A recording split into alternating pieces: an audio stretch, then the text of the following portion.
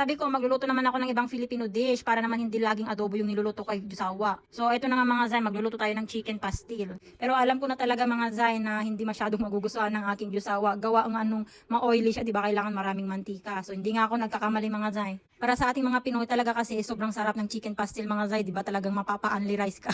Kaso si Jusawa talaga is masyado siyang health conscious. Tingnan niyo naman mga Zay, kahit ako mga Zay, hindi ko naubos yung pagkain ko.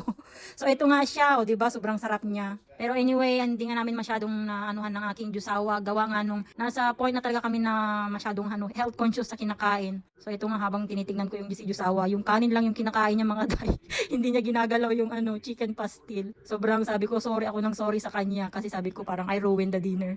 Sabi niya, it's okay daw. It's nice to try new things daw, sabi niya, 'di ba? Sabi niya, wag daw ako sorry ng sorry, na-appreciate nga daw niya kasi nag-try ako magluto.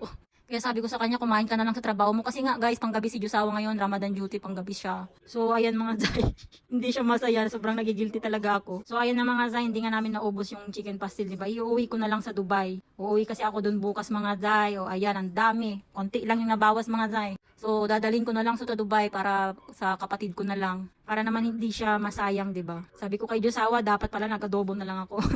Wala lang, natripan ko lang magluto mga Zay kasi yung katrabaho ko nagdala ng chicken pastil, pinatikim niya sa akin, sobrang nasarapan ako. Tapos nung ako na yung nagluto mga Zay, ako ewan. Parang feeling ko mas masarap talaga yung pagkain kapag binibigay sa iyo. So anyway, yan lang mga Zay.